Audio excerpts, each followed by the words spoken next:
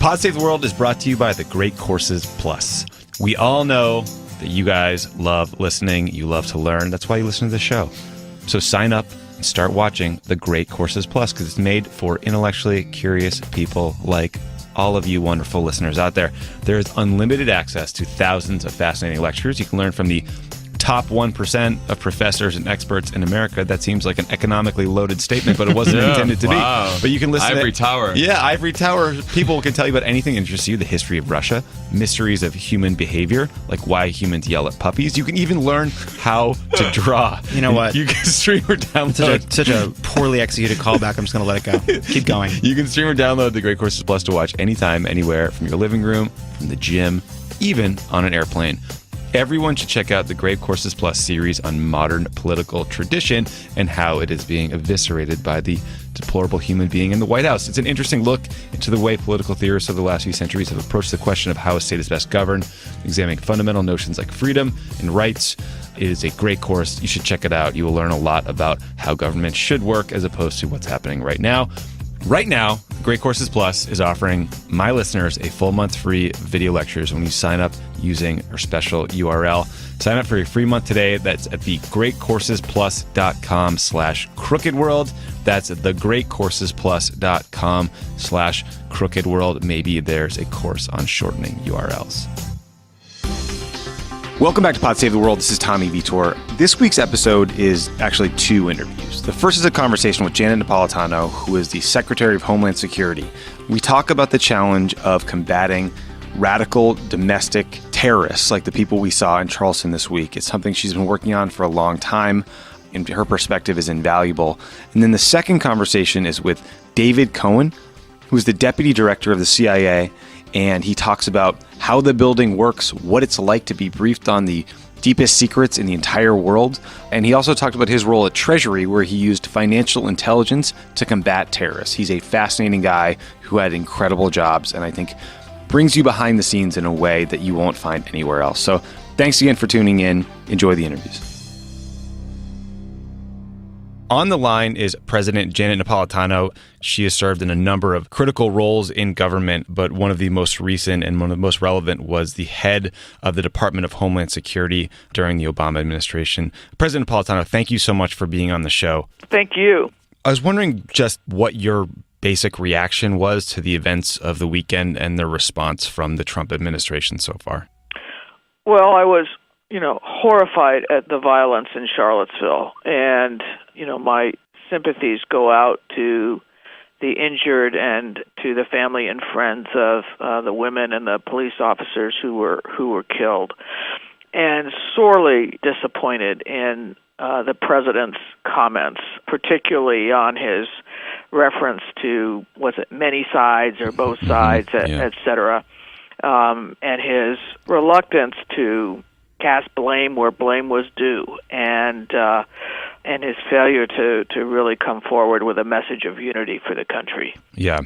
So digging into the policy here, the problem of right-wing extremism is not new. It's not new to Trump. In fact, in 2009, the Department of Homeland Security released a report titled Right-Wing Extremism, Current Economic and Political Climate Fueling Resurgence in Radicalization and Recruitment. It was a report that I believe was prepared by Bush administration officials and then released by the Obama administration in April of 2009. I was hoping you could talk a bit about that report, because when I think back on it and how quickly it was politicized and actually walked back wrongly, in my view, by us, the Obama administration, not DHS, the White House, it bothers me because I feel like we've been reluctant to talk about a real growing threat in communities and to police forces across the country that we saw spill out this weekend. That's right. And the report correctly identified some of the factors that fuel the rise in right-wing extremism and its growth around the country. It was walked back in part because of references to veterans, and those references were not well done or well researched. But the overall gist of the report was accurate. And, this is something we have to grapple with as a country. There are real pockets of right-wing extremism, and they have become, if anything, more vocal and more active in the current political climate than they were even during the Obama administration. What is the policy solution to deal with the threat from these groups? Because what's so disconcerting is what I assume should be able to unify people, I guess, is the fact that very often these individuals are a threat to law enforcement personnel who pull them over, who visit their homes, and these acts end in violence. How do we get everyone to reflect on that fact and focus on these individuals and the threat they pose? Well, I think, number one, it is a real law enforcement problem to the extent that these groups are fomenting violence and supporting violence and committing acts of violence. That is a real threat to American communities. So the top concern is a law enforcement concern. But there's a more fundamental concern, which are what are the conditions that are, kind of fomenting the rise of these groups? And are there things that we can identify that would provide for successful interventions, as it were, either on an individual basis or on a group basis? And that's a more difficult question because there are a variety of factors that go into this that are, many of them are socioeconomic. Many of those who associate with these groups are kind of feeling left out of, the sense of, opportunity and the ability to thrive economically that so many other people have. That's not a universal causal factor, but it's certainly there. So, dealing with it as a law enforcement issue is, from a government perspective, is the top concern. But again, there's, I think some more fundamental thought needs to be given to why are we having these groups and what is it that they're about and what can we do to prevent their increase? It's funny, when I hear you talk about these groups, if you didn't say the name, if you didn't say sort of right-wing extremism, or if you didn't say ISIS, it often feels like we could be talking about the same thing. And that sometimes our politics demands that we focus on the ideology of one or another and put aside some of the basic sort of economic or political concerns you're talking about. I mean, do you see these as sort of a piece of the same puzzle? I'm not trying to compare them directly, but I mean, is there a more like fundamental, basic set of policy choices we need to make to tackle all of these issues?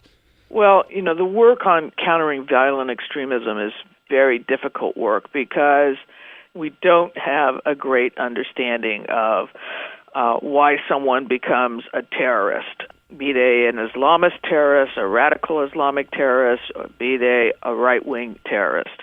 And so taking any kind of preventive action is difficult. And one of the most effective things we can do is help identify people, and they are primarily, but not exclusively, but primarily young men who are becoming isolated.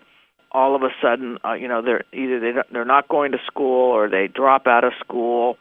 There's often a social media aspect to this, that social media is a real tool of radicalization.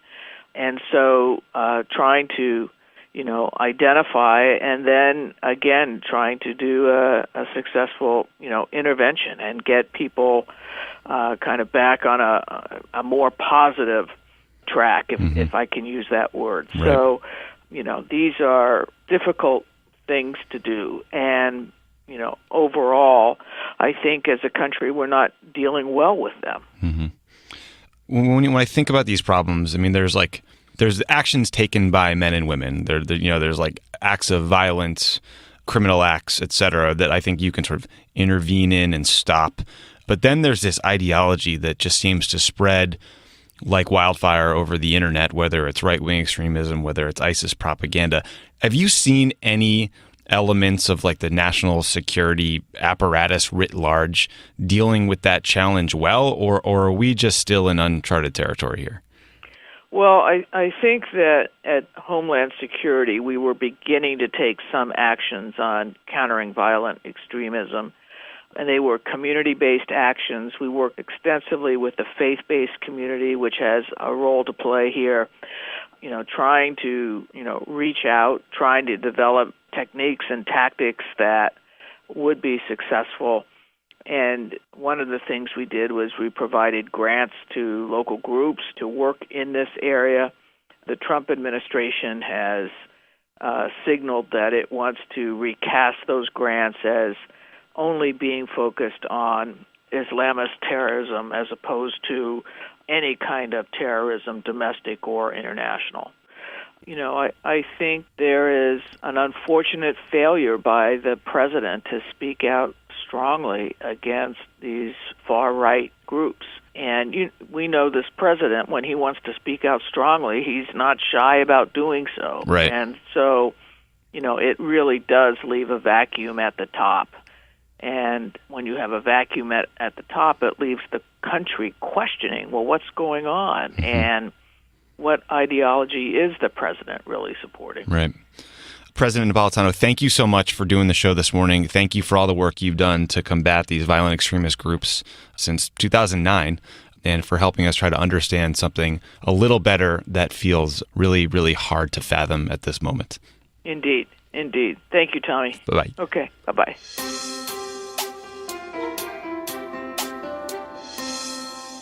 Pod Save the World is brought to you by The Skim. In 2017, there is way too much going on for one person to keep up with. That is why you need The Skim. They give you all the important news and information you need to start your day in 5 minutes or less. The Skim serves up the news right when you need it in one simple email every morning with style and no BS. It's fun, it's informative, and it is free. The Skim covers politics, world events, sports, and entertainment, so you'll have some serious facts on hand when you're talking to coworkers or want to impress your date. This is not a free trial. The Skim is always free every day. There's nothing to pay and only knowledge to gain. And if that doesn't do it for you, I've got one word: Oprah. Yes, I said Oprah. That's not the word you were expecting, John. No, she endorses The Skim. Pod Save America. Yeah, no, that's reason enough right there. Oprah is down with The Skim. So you should join over 5 million people who wake up with The Skim every morning. Sign up today at theskim.com/crookedworld, and you'll be entered to win a $250 Visa gift card. Remember, The Skim is TheSkimm.com/crookedworld. That's theskim.com/crookedworld. Spell it with 2 M's. Don't mess this up. If you have Crooked Media plus The Skim, if you got all your podcasts at Crooked Media plus The Skim, you're going to be very informed. Plus Pod Save the World. And you got a busy. $250 gift card if you just use the Crooked World code. It's a great deal. Pod Save the World is also brought to you by Movement. You guys know Movement. They reinvented the watch business by selling directly to you with over 1 million watches sold to date. Well, guys, they did it again, except this time with sunglasses. They were tired I of have mine having right here.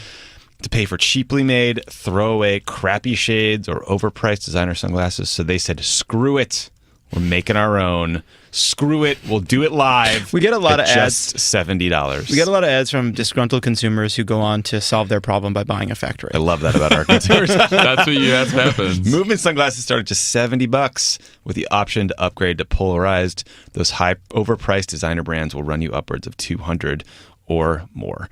Movement figured out by selling online, they were able to cut out that middleman, their retail markup, and provide the best possible price. Lovett is literally wearing them in studio. I have to say, he looks fantastic. He looks far wealthier than he actually is. These are high quality, premium acetate frames. That's You've just heard us my talk clothes about come from Amazon. You've heard us talk about acetate before. There's no cheap Acetate. plastic here.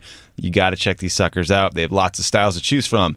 Styles like classic, trendy, round. Round is not a style. It's more of a shape. Aviator, mirrored, polarized. For him and for her, you will find the perfect pair. Get 15% off today with free shipping and free returns by going to mvmt.com/crookedworld. That's mvmt.com/crookedworld. You know Movement. They revolutionized the watch game. Now they're doing it with sunglasses. Go to mvmt.com/crookedworld. Join the movement. Joining me today on Pod Save the World is David Cohen. David was sworn in as Deputy Director of the Central Intelligence Agency in February of 2015 and served in that position until the end of the Obama administration. Before becoming Deputy Director, he was the Undersecretary of the Treasury for Terrorism and Financial Intelligence and the Treasury Department's Assistant Secretary for Terrorist Financing. He's also a wicked smart lawyer, as we say in Boston. Thank you so much for being on the pod. Great to be here. Thanks, Tommy. Nothing exciting in the news this week, so I figured I'd just start with something boring like North Korea. You're an intel guy.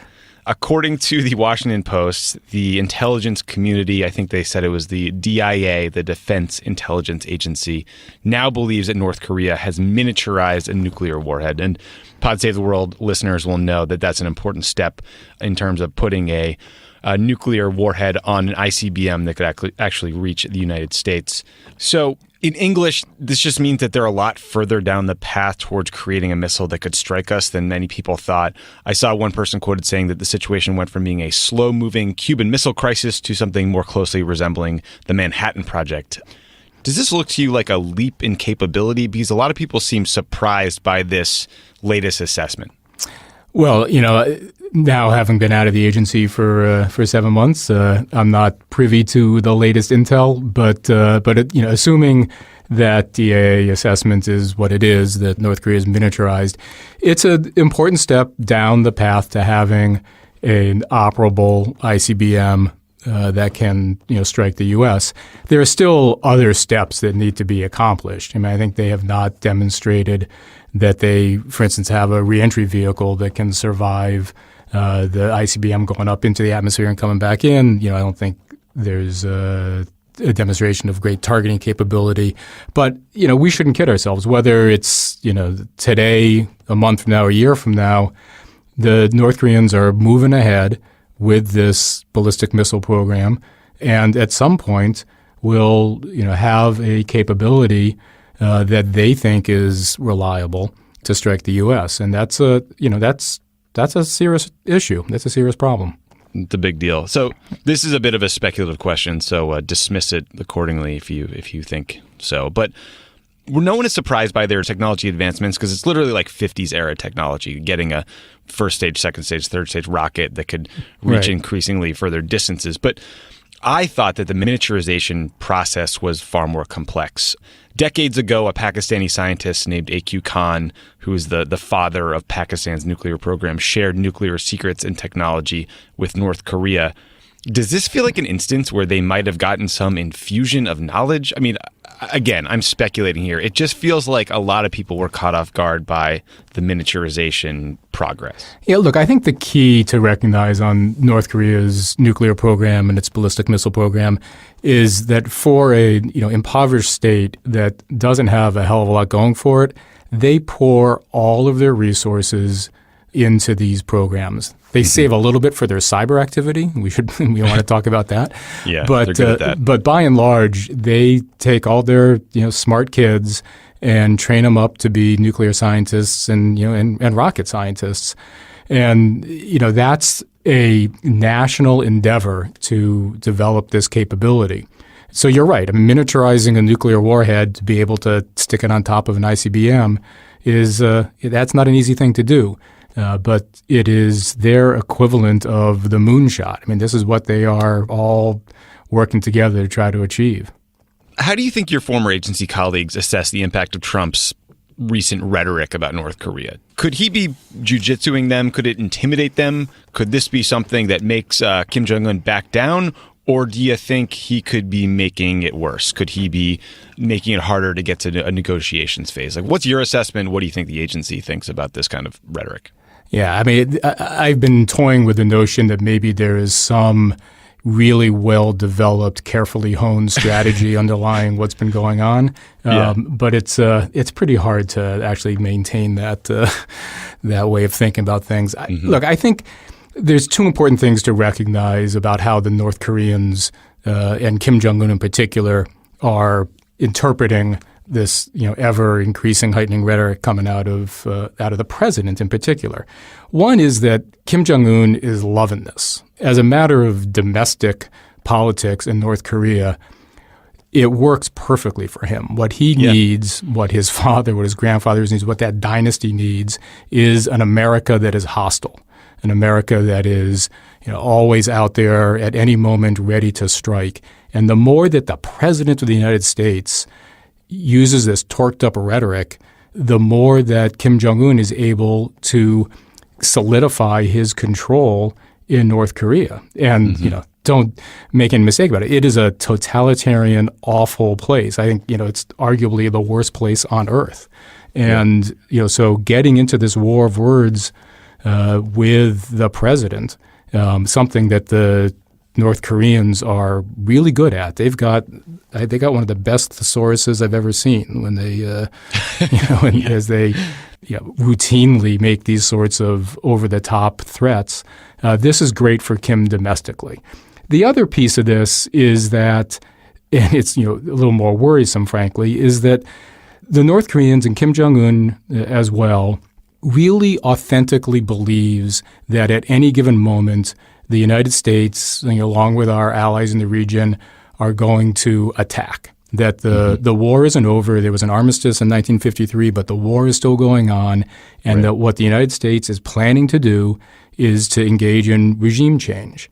And the danger of this rhetoric that the president is engaging in right now is that it can create a situation where the North Koreans and Kim Jong-un misperceives something that we're doing, whether it's one of these bomber runs as a demonstration, or the military exercises, the naval exercises that always occur this time of year. That the North Koreans misperceive that as, in fact, the leading edge of an attack. And North Korean doctrine is to strike first. If they think they're about to be attacked, they're going to go first. So the risk of a miscalculation here and a shooting war breaking out as a result of that is increased the more that we play into their fear of an American attack. Yeah, sobering stuff.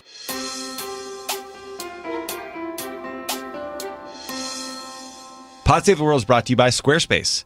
If you guys are sitting around and thinking like, I've been dying to make a move, Where should we go? you need to. No, it's not a physical. Not my current move, but my next move. If you want to make your next move, Not a now is physical the move. time. Make your next move with a beautiful website from Squarespace. You know why, John?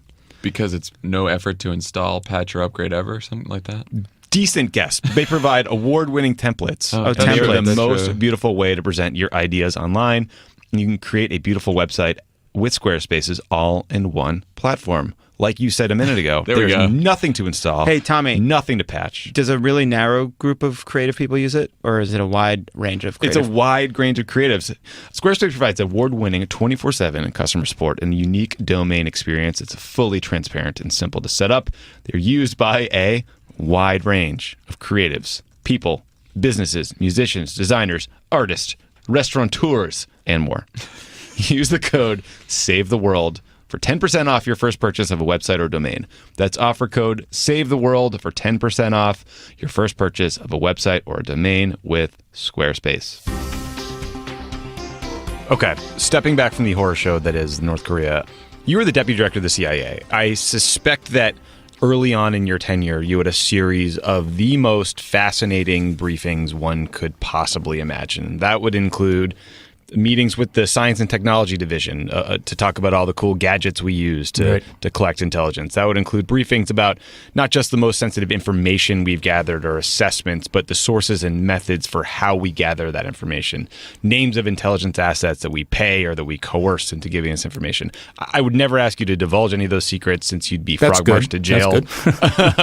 But can you try to take us in the room? Like, what is that experience like getting... because I think what people need to understand is, like, you can have a top secret clearance, and that doesn't mean you have what's called a need to know certain information, especially when it comes to the how we collect. Suddenly you are thrust into the most sensitive levels of intelligence information that exist on the planet, like the level the president is at. What was that like?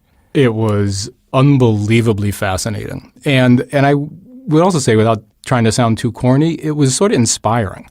There were a number of days where I'm heading home at the end of the day, and I thought to myself, man, I wish that folks out in Peoria, wherever, could have seen what I saw today, because the people who are doing this work and the way that we're doing this work is truly outstanding. It really is. So so I got to the agency in early February of 2015 after having spent 6 years at the Treasury Department and 20 years before that as a lawyer.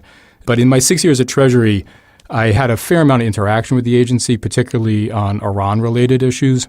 So I came to the agency, and I thought I basically had a handle on what we were doing on the Iran portfolio. And one of the early briefings that I took was about Iran, sort of how we collect, what we know, sort of everything, soup to nuts on Iran.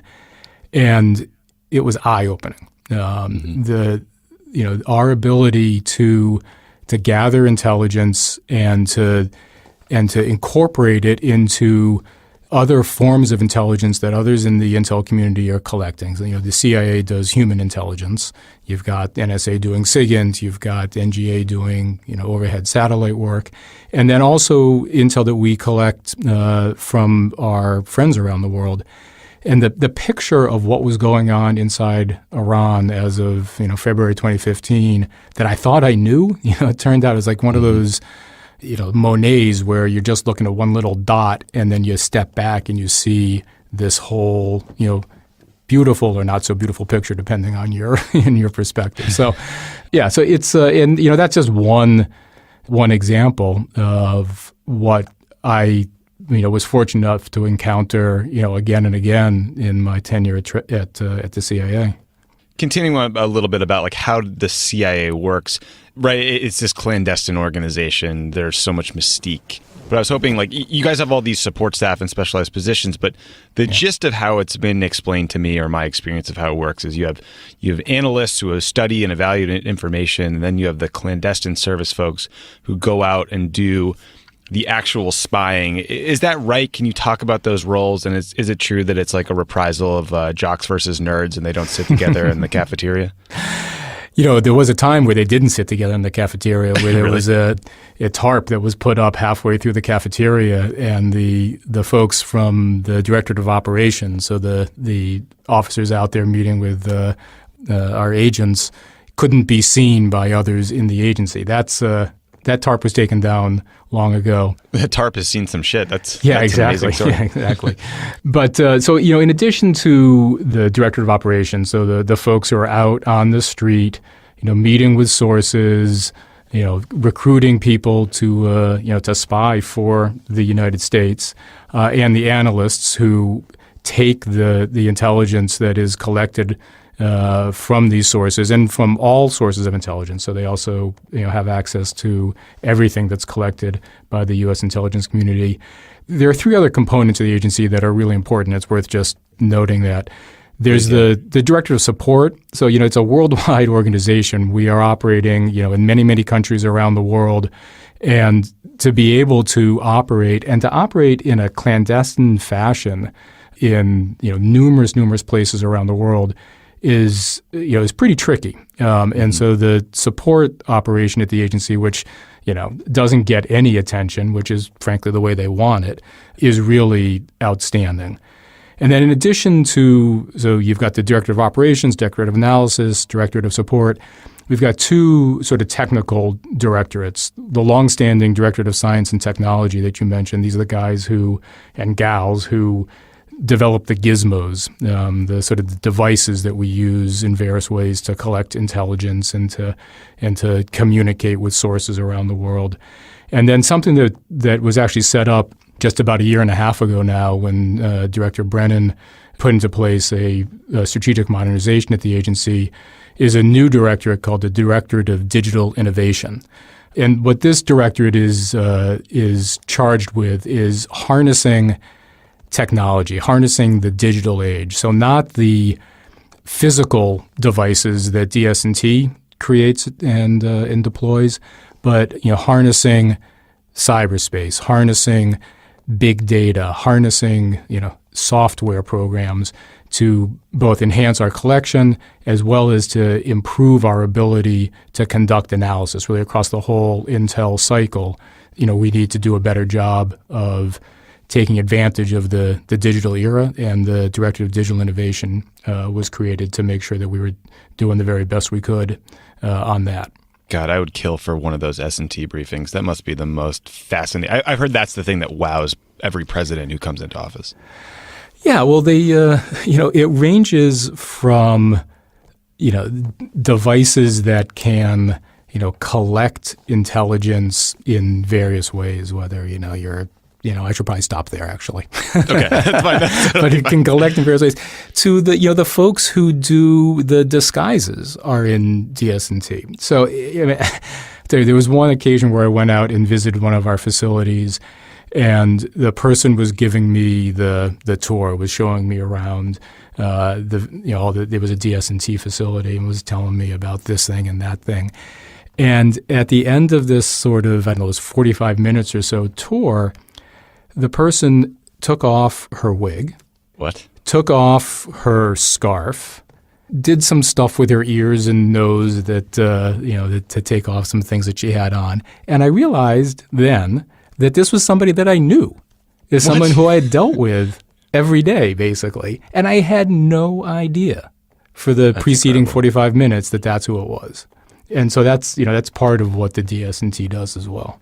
I hope you don't lose those people to the next Hobbit movie or Game of Thrones. So, okay, last sort of question on this vein is, a lot of young people listen to this show. I think a lot of them are tempted by government service.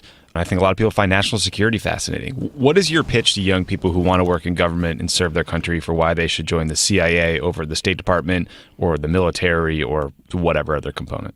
Well, look, I mean, I think if you want to serve, you should serve. I'm a huge proponent of public service, and if you want to do it in the military, if you want to do it state, if you want to do it, in the Peace Corps and AmeriCorps, go do it. We need young people to get involved. But if you've got a particular interest in national security, and you're the kind of person who likes to operate a little bit out on the wire. A little on your own, using your guile, using your moxie. There's tremendous opportunity in the agency to be one of our officers who's out overseas, working with sources, recruiting new sources, and collecting intelligence. And one of the great things that I got to do as the deputy director is travel around a bunch, and I would go out to various stations around the world. And something that I always did is I would sit down with the young officers and have them describe to me, a recent operation that they conducted, whether it was meeting with a source or meeting with someone who they're trying to develop, or what have you. And the ingenuity and the bravery and just the coolness of what they were doing was stunning. And these were relatively young folks, 30 years old, 31 years old, whatever, out there basically on their own, working on behalf of the United States. And I think they got a charge out of it. I certainly got a charge out of it.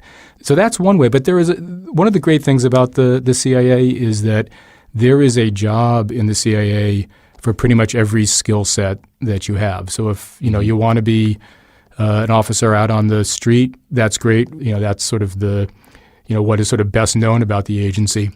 But the analysts who get to work on writing the papers that go to the most senior decision makers in the government, including the president, that help make sense of what's going on in the world, and who develop really exquisite expertise on particularly interesting and difficult national security problems. That's I think an enormously rewarding profession as well. So the folks, for instance, who wrote the report on the Russian intervention in our election last fall, these were all career analysts in the agency working with some of their counterparts in the NSA and the FBI who had studied the Russians, studied cyber, studied the use of information ops against the United States for years, and they got to get together and write what is, I think, a really outstanding piece of work, even if our current president doesn't seem to want to accept its conclusions. Yeah. But even you can. I would have lunch every once in a while with new officers and from all across the agency, and there was one guy who was an electrician, and told me that he always wanted to be an electrician, but was always interested in national security, and one day it dawned on him, man, I could work at the CIA and be an electrician, and there he was, and we need electricians, we need carpenters, we need everything that you can imagine to run a worldwide organization. That's cool. So sign up. Go to CIA.gov and put in an application. I was trolling around the website yesterday in preparation for this interview, and it's so funny, like, to see the application forms and the pitches on the website for the agency. It just feels so discordant to me. But another thing the agency does that's fascinating to me is they have this counterintelligence function. They try to make sure we're not being spied on by people inside or outside our government or being collected on generally. Joking aside, are you worried it's gotten easier to collect on this administration, this country? I mean, apparently Trump is still using his old Android phone. I remember when Trump let a Russian government photographer into the Oval Office, Biden's former national security advisor Colin Kahl tweeted, "Deadly serious question, was it a good idea to let a Russian government photog and all of his equipment into the Oval Office?" You replied, "No, it was not." Does this stuff worry you? It does. And, whether the president is using an unsecured phone or not, and, I hope he's not, because, that's obviously an enormous security risk. The fact that he's, constantly posting on Twitter, his, most immediate thought that pops into his head is an intel gold mine for our adversaries' intel services. One of the things that every intelligence service tries to do is to understand the intentions of our adversaries' leaders. And, it's not so hard to figure out what the intentions are of the president these days.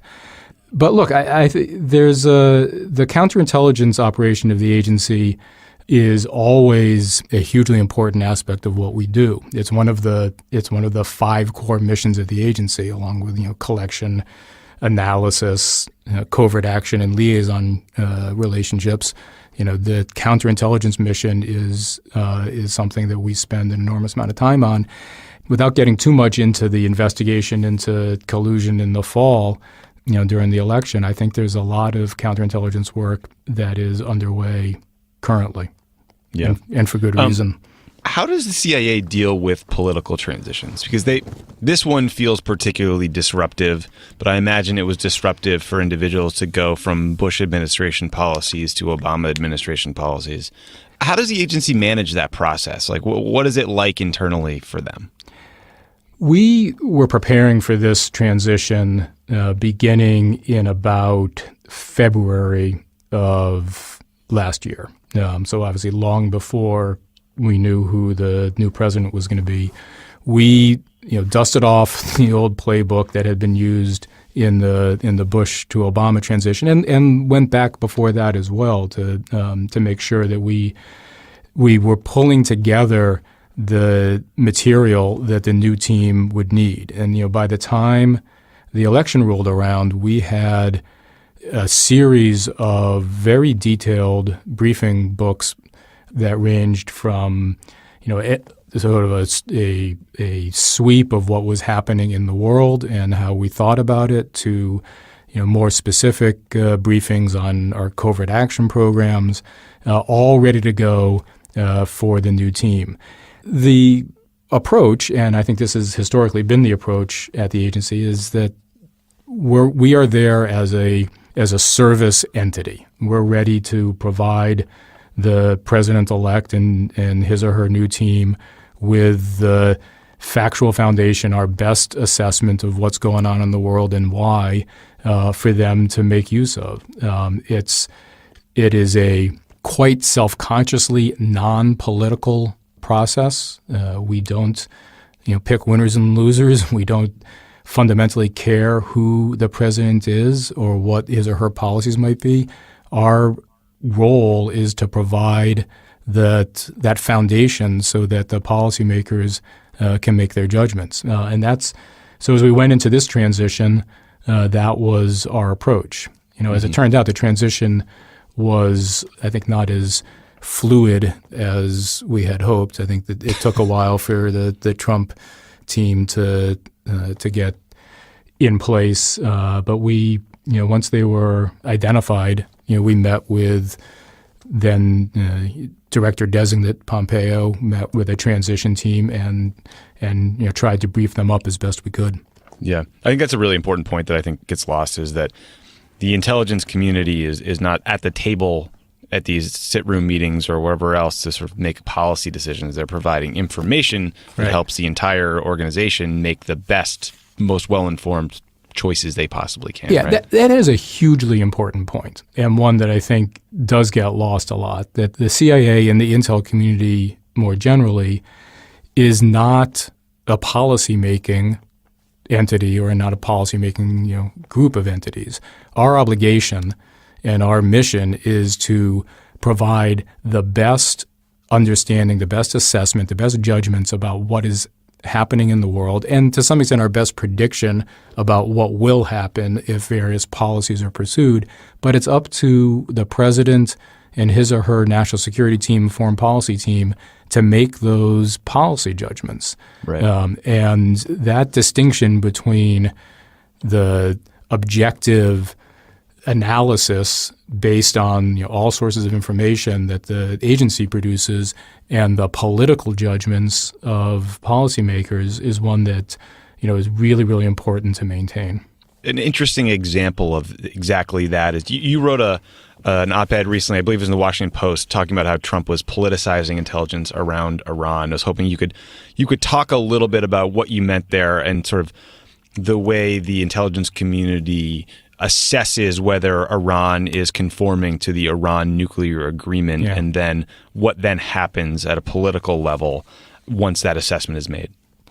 Yeah. So I wrote a piece that pointed out the risk that Trump was politicizing intelligence, and the jumping off point is the Iran deal, which put a whole series of restrictions on Iran's nuclear program in terms of how much enriched uranium they could hold, what kind of centrifuges they could have, how many they could spin, whether they could have a plutonium reactor, a whole set of sort of objective constraints on Iran's nuclear program. Congress passed a law that requires the president every 90 days to make a determination whether Iran is complying with those requirements.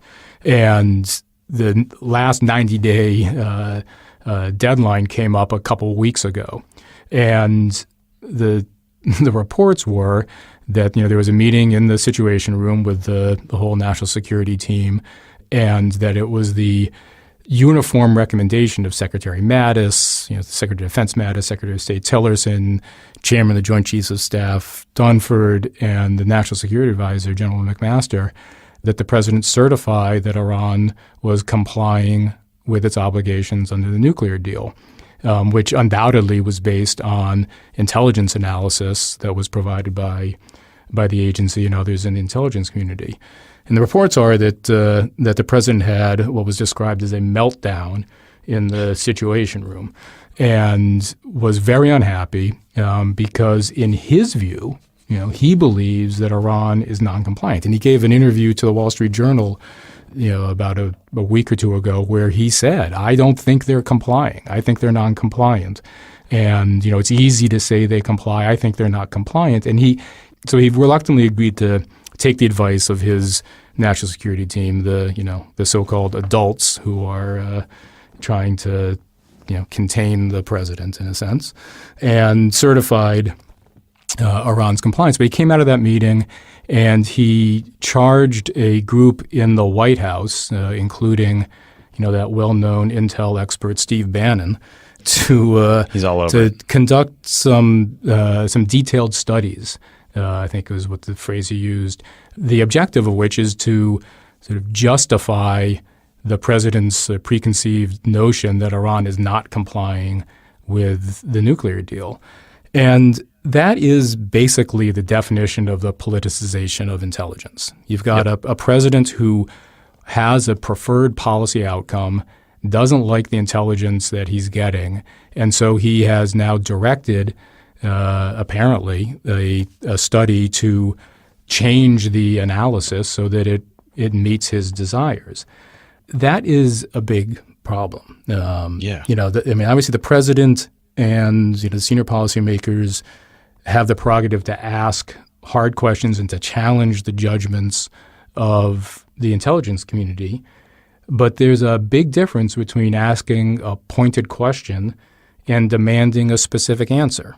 Yeah, demanding an outcome. Right? Yeah, exactly. And that is just a corruption of the intelligence process. And it's And it's really dangerous. It's dangerous for the specific issue that you're working on. So, here on the Iran deal, it will, if you bake into the analysis the outcome that you're looking for, you don't have the value of the intelligence analysis to help you in your decision-making process. But it also, undermines the credibility and reliability of the U.S. intelligence community more generally. And that's, there's a whole host of problems that flow from that. I thought it was a bad thing. I did too. I mean, and especially it's even more glaring in the context of North Korea, where you have the North Korean program, which is just inexorably heading in a bad and more dangerous place. And you have an Iran nuclear program that is being managed, for better for worse, by the international community. And the message it sends for us to throw out the Iran deal based on overtly cooked intelligence judgments sends a message to North Korea that they could never cut a deal with us. And I think that's a very dangerous thing. I totally agree with that. And it's not just North Korea, but I think North Korea is a perfect example of why you want your intelligence to be trusted around the world. Because, whether it's trying to persuade North Korea that they can do a deal with the United States and that we will live up to our end of the bargain, which is part of it, but also being able to go to allies around the world or folks who are not quite allies, the Chinese and certainly the Russians in the context of the Iran deal, and present to them our intelligence assessment and have them trust it and believe it is enormously important in a range of different situations. So, if you think about, counterterrorism, for instance, one of the things that we have done, historically and routinely is gone to partners around the world and say, here's what we know about Al-Qaeda. Here's what the attacks they're planning. Here's how they're raising money in your country. And here's how we know it, because our intel has detected this and we've made these assessments.